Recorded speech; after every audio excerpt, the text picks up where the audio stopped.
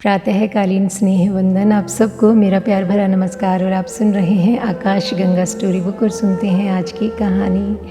रामकृष्ण मरने के करीब थे तो उनकी पत्नी बहुत रोने पीटने चिल्लाने लगी। तो रामकृष्ण ने कहा कि तू क्यों घबराती है, मैं नहीं मर रहा हूँ, ये तो वस्त्र जीर्ण शीर्ण हो गए हैं, देखती है गले में कैंसर हो गया है और यह शरीर सड़ गया है। अब इस शरीर में रहना एक गिरते हुए घर में रहना है जो किसी भी क्षण गिर सकता है, इसलिए छोड़ता हूँ इस जीर्ण शीर्ण देह को। मैं नहीं मर रहा हूँ, केवल वस्त्र बदल रहा हूँ।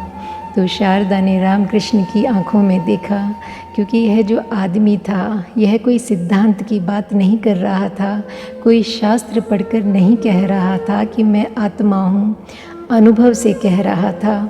आँखों में वह अनुभव की झलक थी, और जब भीतर प्रकाश फूटता है तो उसकी झलक स्वभावतः आँखों तक आ जाती है।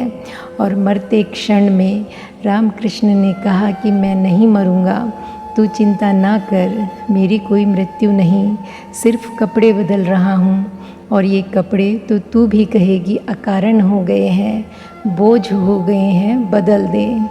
और रामकृष्ण की मृत्यु हो गई।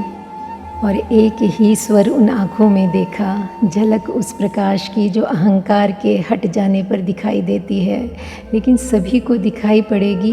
रामकृष्ण की आँखों में झलक ऐसा ज़रूरी नहीं है। शारदा को दिखाई पड़ सकी क्योंकि उसका बड़ा गहन प्रेम था, उसने रामकृष्ण पर भरोसा किया था सदा, वह भरोसा कारण बन गया। और रामकृष्ण जब कह रहे हैं कि मैं नहीं मरूँगा तो बात खत्म हो गई, वे नहीं मरेंगे। रामकृष्ण मर गए और शारदा विधवा नहीं हुई। सारे प्रियजन परिचित सब इकट्ठे हो गए और कहा चूड़ियाँ फोड़ डालो, वस्त्र बदल डालो।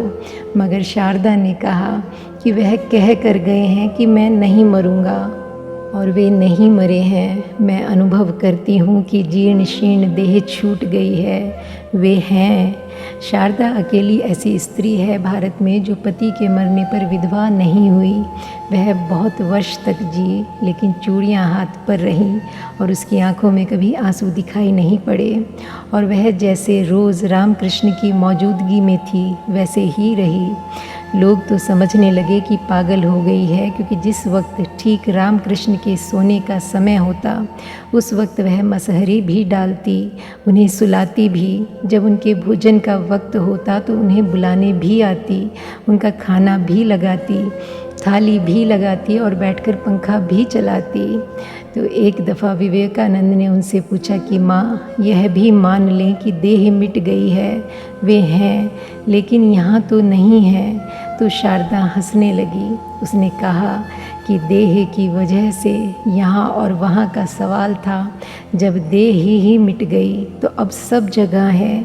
अब तो जहाँ भी देखूँ उनको देख पा सकती हूँ, जहाँ भी उनको निमंत्रण दे सकूँ वहीं से वे निमंत्रित हैं।